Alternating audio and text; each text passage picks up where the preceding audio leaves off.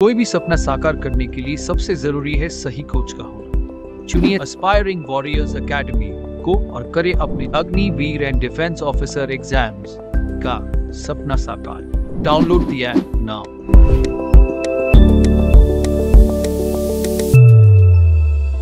Hello student, मैं सोनम सिंह आपके अपने यूट्यूब चैनल एस्पायरिंग वॉरियर्स में स्वागत करती हूँ। आइए स्टार्ट करते हैं हिस्ट्री का प्रैक्टिस सेट। तो क्वेश्चन नंबर फर्स्ट की बात करेंगे, साइमन कमीशन भारत किस वर्ष आया। तो सबसे पहले हम बात करेंगे साइमन कमीशन था क्या।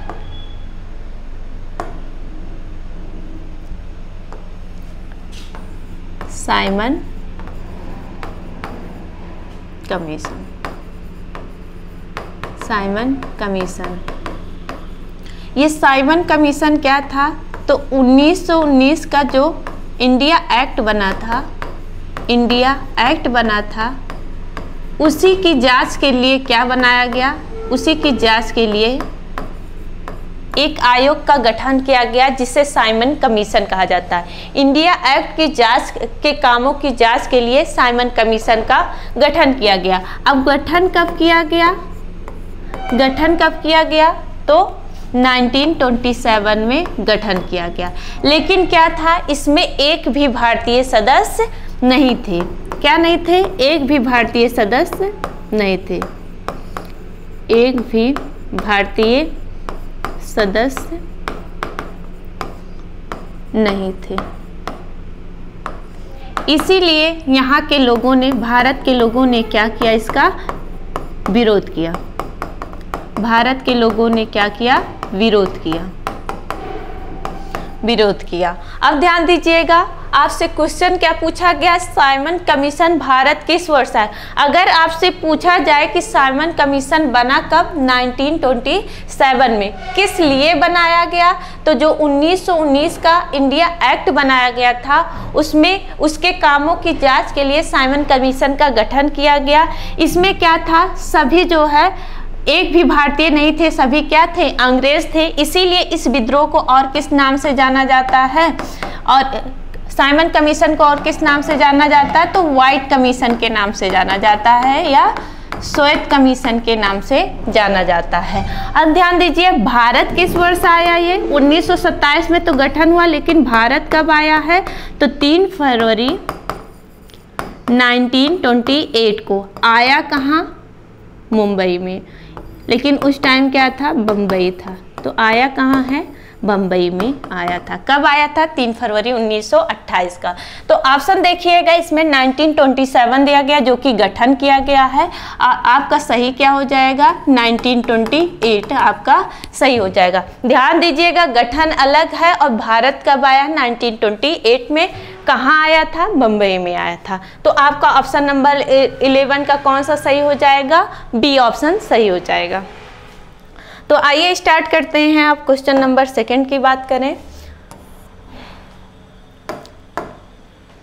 क्वेश्चन नंबर 2 की बात करें, आपसे पूछा गया है निम्नलिखित घटनाओं का सही क्रम नीचे दिए गए कूट से बताइए। अब देखिए, आपसे अगर पूछा जाए कि चौरा चौरी कांड कब हुआ था, क्या पूछा जाए, चौरा चौरी कांड कब हुआ था, तो चौरा चौरी कांड आपका हुआ है 4 फरवरी 1922 में हुआ है। फिर असहयोग आंदोलन की बात करें, असहयोग आंदोलन 1920 में हुआ है। बारडोली प्रस्ताव कब हुआ, 12 फरवरी 1922 को हुआ है। तो अब देखिएगा, आपसे पूछा गया है घटनाओं का सही क्रम बताइए। तो सबसे पहले आपका क्या हुआ, असहयोग आंदोलन हुआ कब, 1920 में। तो ऑप्शन में देखिएगा, पहला तो ऑप्शन होगा नहीं क्योंकि इसमें फर्स्ट ऑप्शन दिया गया है। अब इसमें है सेकंड, ये ध्यान दीजिएगा, सेकंड देखिए, बी और डी दोनों में सेकंड ऑप्शन दिया गया है। तो बी में, बी को हम पहले देखते हैं। सबसे पहले आ जाएगा असहयोग आंदोलन, फिर उसके बाद आ जाएगा 4 फरवरी मतलब चौरा चौरी कांड। तो इसका मतलब डी ऑप्शन ना सही होके डी ऑप्शन सही है कि चौरा चौरी कांड 4 फरवरी 1922 को हुआ है। असहयोग आंदोलन आपका 1920 में हुआ है और बारडोली प्रस्ताव कब हुआ है? 12 फरवरी 1922 को। तो आपका राइट ऑप्शन क्या हो जाएगा? डी ऑप्शन सही हो जाएगा। अब आते हैं, हम बात करते हैं क्वेश्चन नंबर नेक्स्ट की।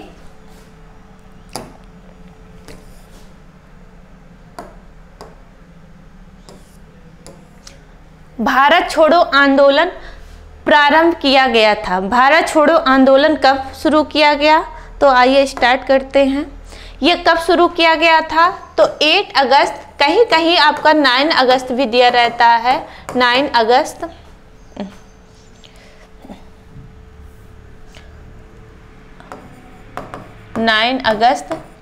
1942 को। कब दिया गया? 8 या 9 अगस्त 1942 को भारत छोड़ो आंदोलन। इम्पॉर्टेंट है, पूछा जाएगा आपके एग्जाम में, भारत छोड़ो आंदोलन ये जो है आपका। अब देखिए ऑप्शन में क्या दिया गया है? जुलाई 1942, अगस्त 1942, सितंबर 1942, अक्टूबर 1942। तो बात करते हैं, हमने क्या बताया आपको? 8 या 9 अगस्त। तो ऑप्शन में क्या है? अगस्त 1942। तो बी ऑप्शन आपका 13 का बी ऑप्शन राइट है। तो आइए स्टार्ट करते हैं नेक्स्ट क्वेश्चन।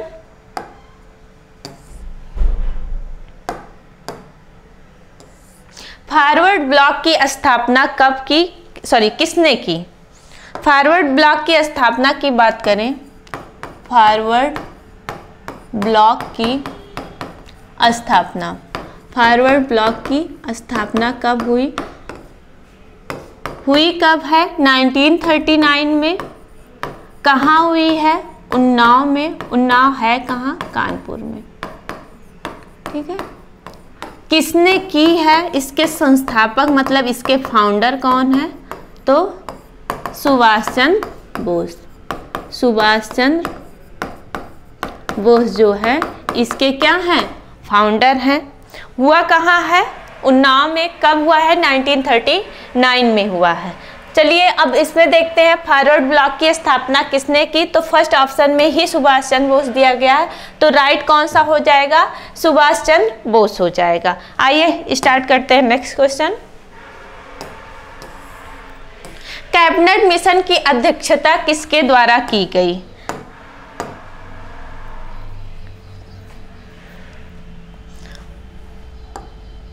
कैबिनेट मिशन की स्थापना किसके द्वारा की गई?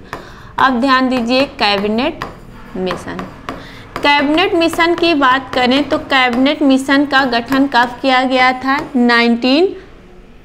कैबिनेट मिशन का गठन कब किया गया? 1946 को। मार्च 1946 था भाई, मार्च 1946 था। इसमें कितने टोटल जो है मेंबर थे? टोटल मेंबर कितने थे? 3 थे। मेंबर कितने थे? 3 लोग थे। कौन कौन से?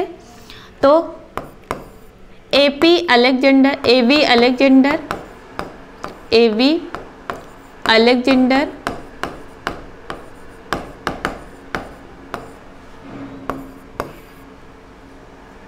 AP Alexander, sir Stafford Cripps, Stafford Cripps, sir Stafford Cripps. और थर्ड की बात करें तो कौन थे? सर पी लॉरेंस, या इन्हीं को पैथिक लॉरेंस कहा जाता है। Sir Pethick Lawrence, Pethick Lawrence, Pethick Lawrence, sir Pethick Lawrence क्या थे? अब ध्यान दीजिए, कैबिनेट मिशन का गठन 1946 में किया गया। इसमें ये किस लिए गठित किया गया? तो इसका एम क्या था, इसका उद्देश्य क्या था गठित होने का? कि भारत में क्या होना चाहिए? एक संविधान सभा होनी चाहिए, मतलब कॉन्स्टिट्यूएंट असेंबली होनी चाहिए इसके लिए जो है, और भारत में एक अंतरिम सरकार होनी चाहिए। तो कैबिनेट मिशन का उद्देश्य क्या था? कि भारत में एक कॉन्स्टिट्यूएंट असेंबली होनी चाहिए और भारत में एक अंतरिम सरकार होनी चाहिए। गठन कब किया गया? मार्च 1946 को। टोटल मेंबर कितने लोग थे? 3 लोग थे, A V Alexander, sir Stafford Cripps और सर पैथिक लॉरेंस। अध्यक्षता किसने की थी? तो आपके सर पैथिक लॉरेंस ने क्या किया था? इसकी अध्यक्षता की थी। तो क्वेश्चन में क्या पूछा गया? कैबिनेट मिशन की अध्यक्षता किसके द्वारा की गई? लॉर्ड एटली, स्टैफोर्ड क्रिप्स, क्लेमेंट एटली, सर पी लॉरेंस मतलब पैथिक लॉरेंस। तो आपका ऑप्शन क्या सही हो जाएगा? सर पी लॉरेंस या पैथिक लॉरेंस। यहीं अगर हम पूछे आपसे क्रिप्स मिशन की अध्यक्षता किसने की थी? तो स्टैफोर्ड क्रिप्स ने की थी। चलिए अब बात करते हैं नेक्स्ट क्वेश्चन की। नेक्स्ट क्वेश्चन में क्या कहा गया? हाँ, नेक्स्ट क्वेश्चन में कहा गया भारत के विभाजन से संबंधित माउंटबेटन योजना की सरकारी तौर पर घोषणा कब हुई? 4 जून 1947, 10 जून 1947, 3 जुलाई 1947 या 3 जून 1947। तो ध्यान दीजिएगा, गवर्नर जनरल कौन थे? Lord Mountbatten. Lord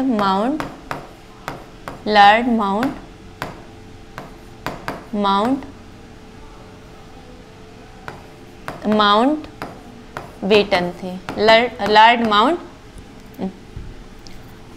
Mountbatten. इन्होंने क्या किया?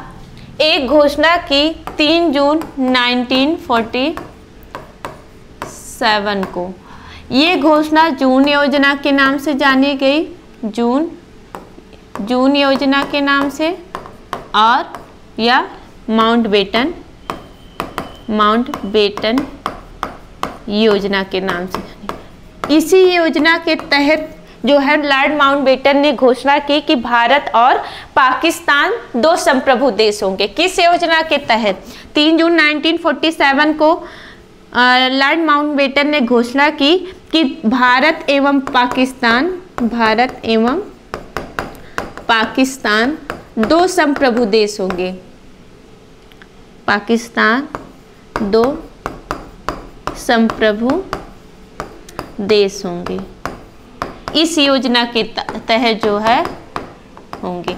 इंपॉर्टेंट है, क्वेश्चन पूछा जाता है कि जून योजना क्या हो सकता है? माउंटबेटन योजना ना दी रहे, जून योजना दी रहे, तो इसी को जून योजना भी कहते हैं और माउंटबेटन योजना भी कहते हैं। ये कब गठित किया गया था? 3 जून 1947 को। और इस योजना के तहत कहा गया कि जो है भारत और पाकिस्तान 2 संप्रभु देश होंगे। तो ये पॉइंट याद रखिएगा। क्वेश्चन क्या पूछा गया है? माउंटबेटन योजना की सरकारी तौर पर घोषणा कब हुई थी? तो 3 जून 1947 को, और इसी के तहत भारत और पाकिस्तान का बंटवारा हो गया था। तो आइए नेक्स्ट पॉइंट की बात करते हैं हम।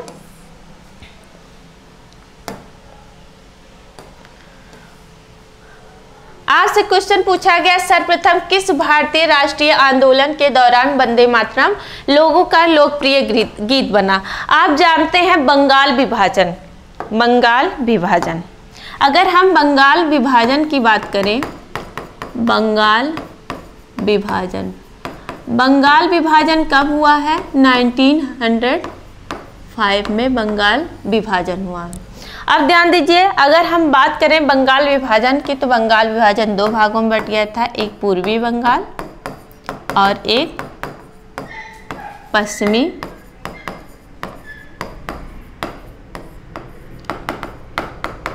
ये क्या था? हिंदू बाहुल्य क्षेत्र था और ये मुस्लिम बाहुल्य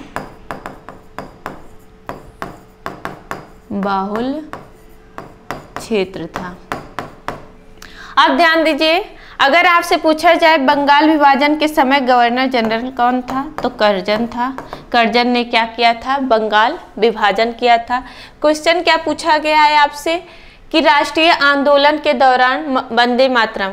अब ध्यान दीजिए, अगर आपसे पूछा जाए 1905 में ही क्या होता है? 7 अगस्त 1905 को ही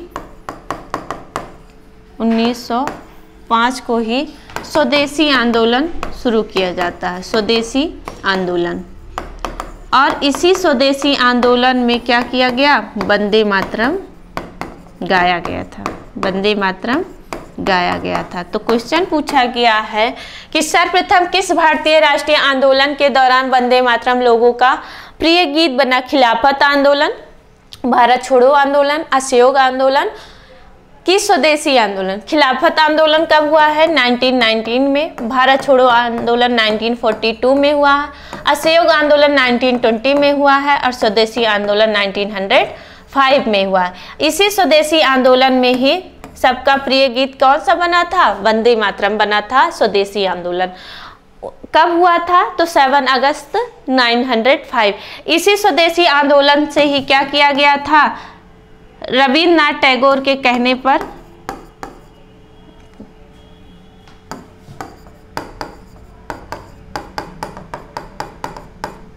रक्षाबंधन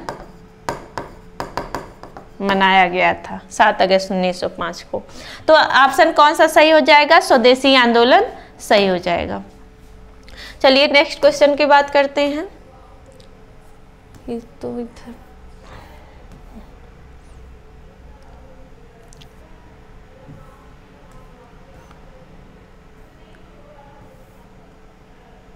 हाँ, अब आइए 21 नंबर पे देखते हैं क्वेश्चन। इसमें कहा गया है,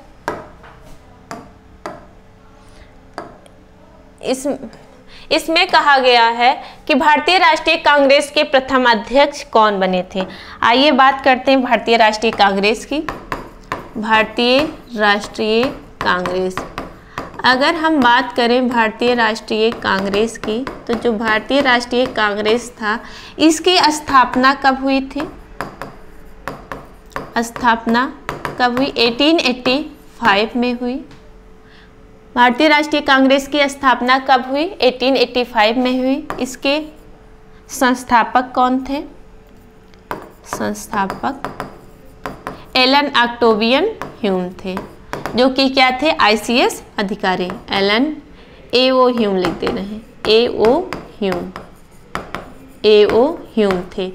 क्या होता है कि अध्यक्ष संस्थापक की बात करें, एलन ऑक्टेवियन ह्यूम ने क्या किया था? भारतीय राष्ट्रीय कांग्रेस की स्थापना की थी। कब किया था? 1885 में। उस टाइम गवर्नर जनरल कौन था? डफरिन था। कौन था? Dufferin governor general. अब ध्यान दीजिएगा, जो भारतीय राष्ट्रीय कांग्रेस था इसका पहले नाम क्या था? भारतीय राष्ट्रीय संघ। पुराना नाम क्या था इसका? पुराना नाम क्या था? भारतीय राष्ट्रीय संघ। किसके नाम पर, किसने ये चेंज किया, परिवर्तन किसने किया इसके नाम का? तो दादा भाई नौरोजी। दादा भाई नौरोजी ने क्या किया? इसका नाम चेंज करके भारतीय राष्ट्रीय कांग्रेस रखा। भारतीय राष्ट्रीय कांग्रेस रखा। अच्छा, अगर आपसे पूछा जाए दादा भाई नौरोजी कितने अधिवेशन में कांग्रेस के भाग लिए हैं, तो 3 अधिवेशन में कांग्रेस के इन्होंने क्या किया है? भाग लिया। अधिवेशन में इन्होंने क्या किया? भाग लिया, दादा भाई नौरोजी। फिर इसके बाद बात करते हैं हम, क्या क्वेश्चन पूछा गया? भारतीय राष्ट्रीय कांग्रेस के प्रथम अध्यक्ष कौन थे? A.O. ह्यूम अध्यक्ष पूछा गया है। तो ध्यान दीजिएगा, प्रथम अधिवेशन कहाँ हुआ था? पुणे में होना था, लेकिन वहाँ प्लेग फैला था, जिसके कारण ये कहाँ हो गया था? बम्बई में हो गया था। कब हुआ था ये? भारतीय राष्ट्रीय कांग्रेस के प्रथम अध्यक्ष पूछा गया। प्रथम अधिवेशन कब हुआ था? 1885 में हुआ था। अध्यक्ष कौन थे? WC बनर्जी या व्योमेश चंद्र बनर्जी। WC बनर्जी या व्योमेश चंद्र बनर्जी जो है थे। अब देखिए, आपसे पूछा जा रहा है भारतीय राष्ट्रीय कांग्रेस के प्रथम अध्यक्ष, तो संस्थापक तो A.O. ह्यूम है, ठीक है। अगर बात करें आपसे ये दादा भाई नौरोजी किस अधिवेशन में भाग लिए थे कांग्रेस के? तो दूसरे अधिवेशन में 1886 में दादा भाई नौरोजी ने भाग लिया था। दादा भाई नौरोजी की एक संगठन है east India association, east India association जो है सीएसन, ये दादा भाई। और एक बुक का नाम है द पॉवर्टी एंड अनब्रिटिश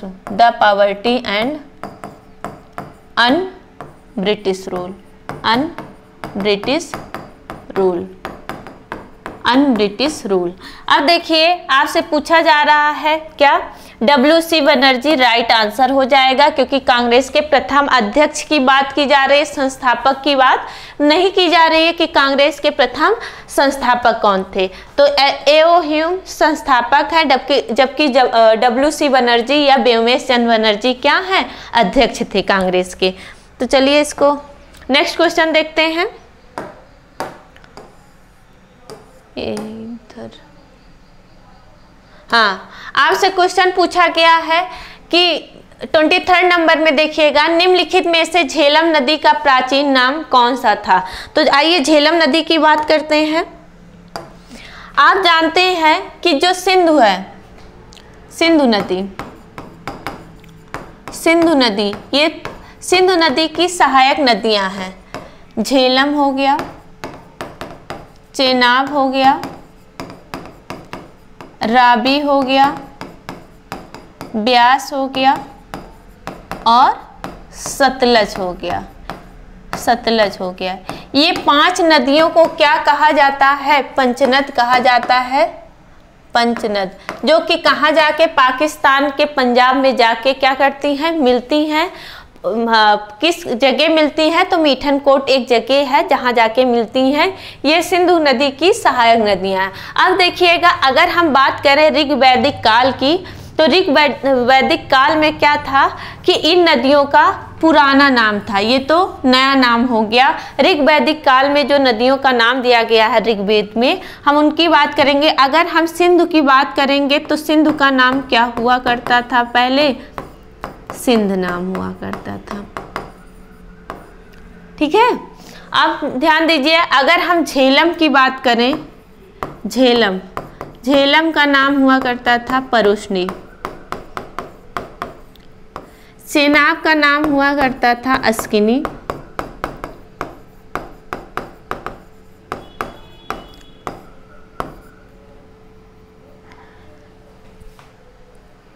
ध्यान दीजिएगा, रावी का हुआ करता था बितस्ता।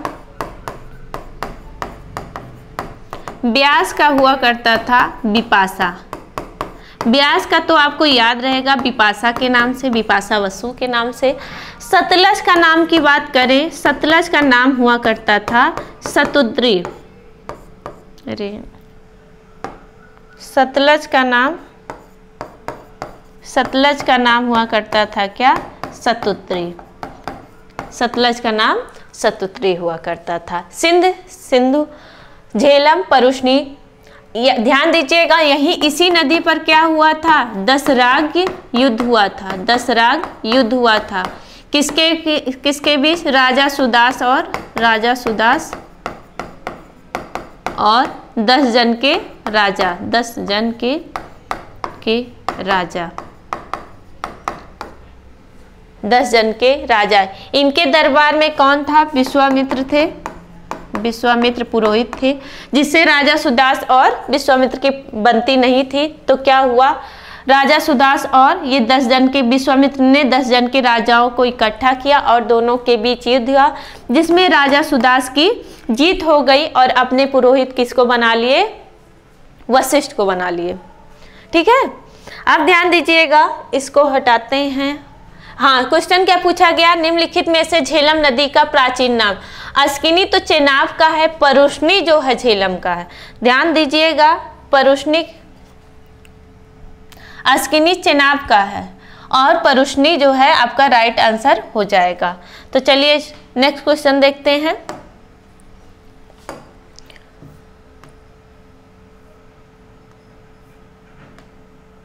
हाँ, हर्षवर्धन के शासनकाल में निम्नलिखित में से चीनी यात्री ने भारत का दौरा किया था? हर्षवर्धन से, याद रखिएगा, हर्षवर्धन से ह्वेनसांग। हर्षवर्धन से कौन राइट आंसर हो जाएगा? तो डायरेक्ट आंसर पूछा गया है, हर्षवर्धन से कौन हो जाएंगे? ह्वेनसांग हो जाएंगे। ह्वेनसांग की एक बुक है जिसका नाम है CU की बुक का नाम है, याद रखिएगा, पूछा जा सकता है। CU की किसकी बुक का नाम है? ह्वेनसांग की। और हर्षवर्धन के शासनकाल में किस चीनी यात्री ने भारत का दौरा किया था? तो ह्वेनसांग ने, और इनकी बुक का नाम CU की है। चलिए नेक्स्ट क्वेश्चन की बात करते हैं।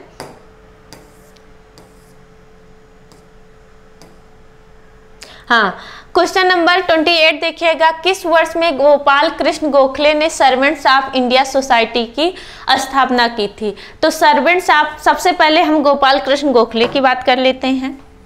गोपाल कृष्ण गोखले, ध्यान दीजिएगा, जब सूरत का विभाजन हुआ था तो सूरत जो है दो भागों में बट गया था। वो किस भाग में बटा था? एक नरम पंथी के लोग थे, एक गरम पंथी के लोग थे। तो जो गोपाल कृष्ण गोखले थे, गोपाल कृष्ण गोखले किस पंथी के थे? नरम पंथी के थे। गोपाल कृष्ण गोखले किस पंथ के थे?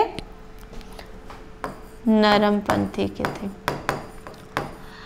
गोपाल कृष्ण गोखले ने 1905 में सर्वेंट्स ऑफ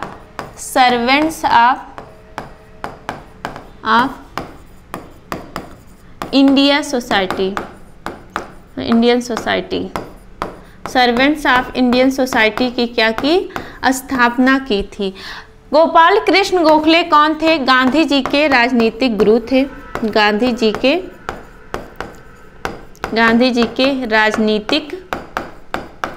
राजनीतिक गुरु थे। कौन?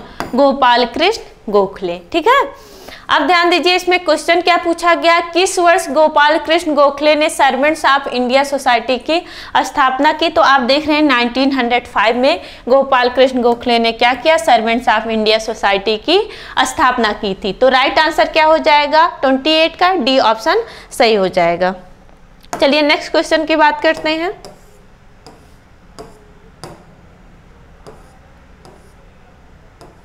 हाँ, एक क्वेश्चन यहाँ देख लीजिएगा, छूट गया है आपका।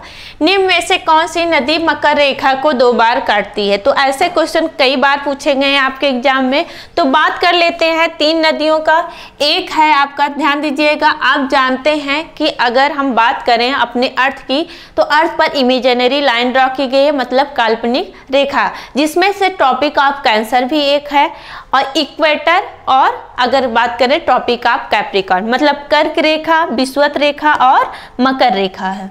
कर्क रेखा, विषुवत रेखा, या इसी को भूमध्य रेखा भी कहते हैं, विषुवत रेखा और मकर रेखा है। तो आपसे एक क्वेश्चन हमेशा पूछा जाता है, कर्क रेखा किन नदी को 2 बार काटती है? तो ध्यान दीजिएगा, कर्क रेखा से माही नदी होके जाती है, माही नदी। और यही अगर हम विषुवत रेखा की बात करेंगे तो विषुवत रेखा पे कौन सी नदी हो जाएगी? कांगो नदी, कांगो नदी। और मकर रेखा की बात करेंगे तो लिम्पोपो नदी हो जाएगी, लिम्पोपो नदी। इस तरह से आप देख रहे हैं, ये इंपॉर्टेंट क्वेश्चन है, याद रखिएगा। कर्क रेखा माही नदी को 2 बार काटती है, विषुवत रेखा कांगो नदी को 2 बार काटती है, और मकर रेखा लिम्पोपो नदी को 2 बार काटती है। तो क्वेश्चन क्या पूछा गया है? निम्न में से कौन सी नदी मकर रेखा को 2 बार काटती है? तो लिम्पोपो नदी फर्स्ट ऑप्शन में ही दिया गया है। आपका राइट आंसर क्या हो जाएगा? ए ऑप्शन, लिम्पोपो नदी। आइए नेक्स्ट क्वेश्चन की बात करते हैं।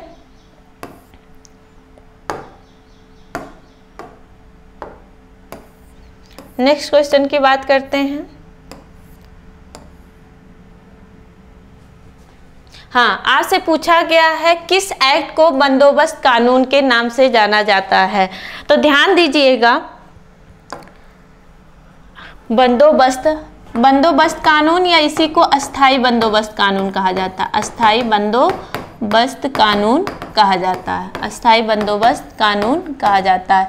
कब आया था यह अस्थाई बंदोबस्त कानून? 1793 में। उस टाइम गवर्नर जनरल कौन था?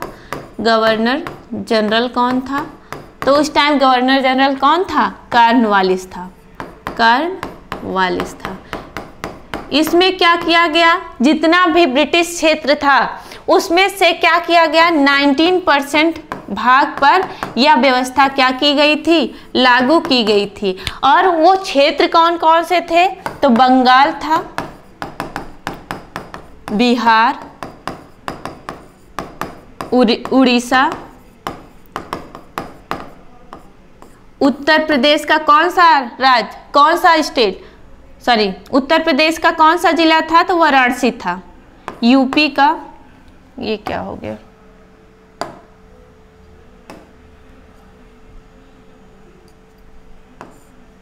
यूपी का क्या था? वाराणसी। और उत्तरी कर्नाटक, उत्तरी कर्नाटक था। अब ध्यान दीजिएगा 19% क्षेत्रों पर ये बंगाल, बिहार, उड़ीसा और यूपी का वाराणसी क्षेत्र और उत्तरी कर्नाटक में ये व्यवस्था लागू की गई थी। कौन सा गवर्नर जनरल था? कॉर्नवालिस था। अब ध्यान दीजिएगा, आपसे क्वेश्चन क्या पूछा गया है कि अस्थाई बंदोबस्त कब लागू किया। अच्छा, और एक चीज याद रखिएगा, अस्थाई बंदोबस्त को और किस नाम से जाना जाता है? इस्तमरारी कानून के नाम से जाना जाता है और इसी को सूर्यास्त कानून के भी नाम से जाना जाता है। याद रखिएगा, आपसे पूछा जाएगा सूर्यास्त कानून, तो सूर्यास्त कानून के नाम से किसे जाना जाता? अस्थाई बंदोबस्त को सूर्यास्त कानून के नाम से जाना जाता था। इसमें क्या होता था कि जमीन जो है जमींदारों को दे दी जाती थी और उनसे क्या किया जाता था? लगान वसूली जाती थी। अगर वो जो टाइम फिक्स किया गया है उस टाइम पर अगर वो सूर्य के अस्त होने के पहले नहीं दे देते थे तो उनसे जमीन छीनकर दूसरे जमींदारों को दे दी जाती थी। इसीलिए इसको सूर्यास्त कानून के नाम से जाना जाता या इस्तमरारी कानून के नाम से जाना जाता। याद रखिएगा, इंपॉर्टेंट है। और अगर आपसे पूछा जाए कि अस्थाई बंदोबस्त व्यवस्था किस पर आधारित थी, तो भूमि संबंधी थी ना भाई, भूमि संबंधी थी, भूमि संबंधित है। याद रखिएगा ये पॉइंट। अस्थाई बंदोबस्त का व्यवस्था कब लागू की गई थी? 1793 में। 1793 में जो है यह व्यवस्था लागू की गई थी। अच्छा, पूछा गया है किस एक्ट को बंदोबस्त के कानून के, तो ध्यान दीजिएगा 1784 का जो पिट्स इंडिया एक्ट आया था, पिट्स इंडिया एक्ट के द्वारा, क्वेश्चन सुनिएगा, क्वेश्चन में पूछा गया किस एक्ट को बंदोबस्त कानून के नाम से जाना जाता है, तो 1784 का जो पिट्स इंडिया एक्ट था, पिट्स इंडिया एक्ट, तो इसमें राइट आंसर क्या हो जाएगा? पिट्स इंडिया एक्ट के तहत जो है क्या किया गया, ये व्यवस्था लागू किया गया था। याद रखिएगा 1784 का Pitt's India act, Pitt's India act, Pitt's India act. ठीक है, अब आते हैं नेक्स्ट क्वेश्चन की बात करते हैं। जलियांवाला बाग कत्लेआम किस शहर में हुआ था? तो जलियांवाला बाग कत्लेआम कब हुआ, किस शहर में हुआ था? अमृतसर शहर में हुआ था। इजी क्वेश्चन है, सब लोग कर ले जाएंगे। और ये कब हुआ था? तो 1990 में क्या हुआ है? जलियांवाला बाग हत्याकांड हुआ है। नेक्स्ट क्वेश्चन देखिएगा, इजी है क्वेश्चन, ये आप सब लोग कर ले जाएंगे। 1919 में हुआ था, अमृतसर में हुआ था। आइए नेक्स्ट क्वेश्चन की बात करते हैं। चौरा चौरी कांड कब हुआ है? अभी हमने थोड़ी देर पहले बताया था आपको, 4 फरवरी 1922 को। कहाँ हुआ है? गोरखपुर में हुआ था चौरा चौरी। ये ऑप्शन आपका सही हो जाएगा, बी ऑप्शन। ये सब इजी क्वेश्चन है। नेक्स्ट क्वेश्चन की बात करेंगे एंड लास्ट क्वेश्चन है ये आपका। नेक्स्ट क्वेश्चन में क्या पूछा गया है? हड़प्पा संस्कृति के निम्नलिखित स्थलों में से कौन सिंध में अवस्थित है? कौन सिंध में अवस्थित है? मतलब पाकिस्तान में एक सिंध प्रांत है, वहाँ कौन सा स्थित है? तो ध्यान दीजिएगा, हड़प्पा, सबसे पहले हम बात करें सिंधु घाटी सभ्यता को ही हड़प्पा सभ्यता के नाम से जाना जाता है। अगर हम बात करें इंडस वैली सिविलाइजेशन की, तो इंडस वैली सिविलाइजेशन का टाइम पीरियड कब से कब है, 2500 से लेके 1700 बिफोर क्राइस्ट तक जो है सिंधु घाटी सभ्यता का टाइम पीरियड है। और किसके अनुसार है, तो ध्यान दीजिएगा, किसके अनुसार की बात करें तो हाँ, क्या पूछा गया है, मार्टिन लूथर के अनुसार हमने क्या बताया है, मार्टिन लूथर के, अरे यार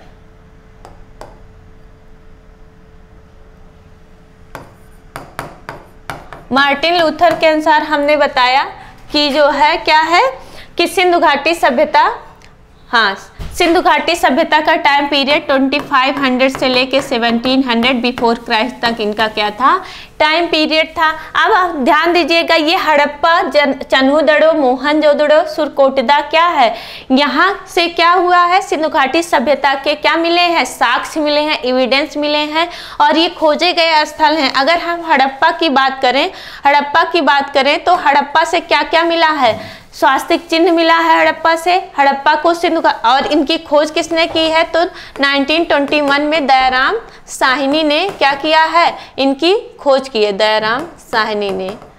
और यहीं अगर हम मोहनजोदड़ो की बात करें तो 1922 में मोहनजोदड़ो की खोज किसने की है, राखाल दास बनर्जी ने मोहनजोदड़ो की खोज की है। ठीक है, यहीं से मोहनजोदड़ो इम्पॉर्टेंट है। यहाँ से आपको विशाल स्नानागार के साक्ष्य मिले हैं, विशाल स्नानागार के साक्ष्य मिले हैं, विशाल अन्नागार के साक्ष्य मिले हैं, विशाल अन्नागार के साक्ष्य मिले हैं, विशाल अन्नागार। इसमें 100 को जलाने की प्रथा थी, 100 को जलाने की प्रथा थी, जलाने की प्रथा थी।